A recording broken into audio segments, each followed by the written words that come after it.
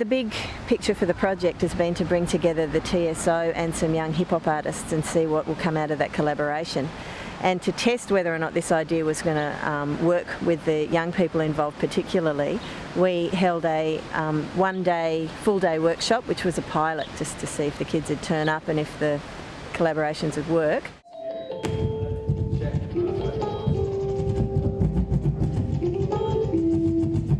We've got jazz musicians, classical musicians, contemporary musicians and hip-hop artists. And what I've done is I've put them all in a room together and I've said, okay, talk to each other musically and let's see what comes out of that. I just want to tell you that we're trying to obviously do something that's musically pretty broad. So we're trying to show you how you can put live musicians in with the beats, how you can mix the decks in with the beats. So the performance that we're going to do and some of what we're going to teach you today isn't just about the raps. It's also, obviously getting your own beats, your own production up, but just trying to show you how large your musical world can be. Here's a thought that might hurt your mind. Half of us under the poverty line are under 35. But screw that, man. I'm gonna further life and keep striving till the world is mine.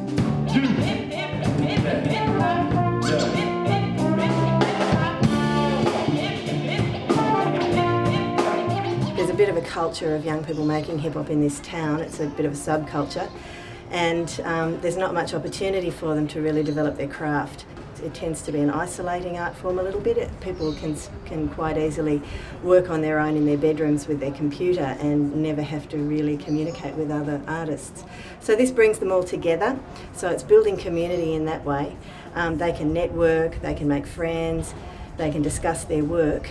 Well, I enjoy the creative scope that it gives me in terms of the sound that I create. Travel beyond since man started tapping away with his feet since Cro-Magnon master was syncopated beat. Fate gave us brains, made us forsake the trees, gave us music to groove to and say what we need. Human nature. So I can, mix and match different genres and sounds and instruments and really create something original that I couldn't do if I was restrained to the one instrument.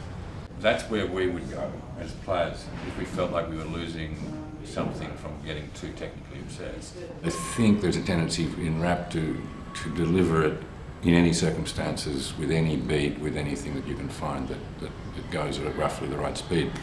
I'd like to sort of think that music's actually intrinsic to the text. We've got kids from low socio-economic backgrounds, we've got kids from refugee backgrounds, we've got kids who have various different health issues. And hip-hop's the way really that they find a voice and that they can express themselves and in many cases feel good about themselves.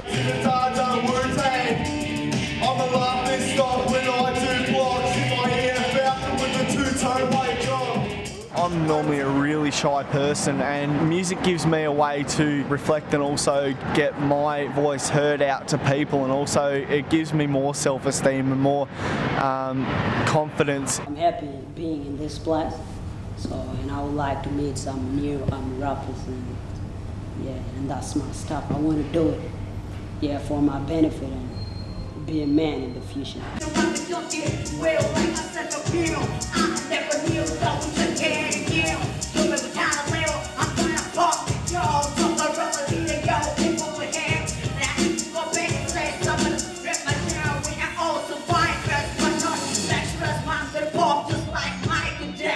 On a number of levels, this project's very exciting because it's very new, it's very relevant from a technological point of view, from a social point of view, and the fact that you can bring all these things together in a new way.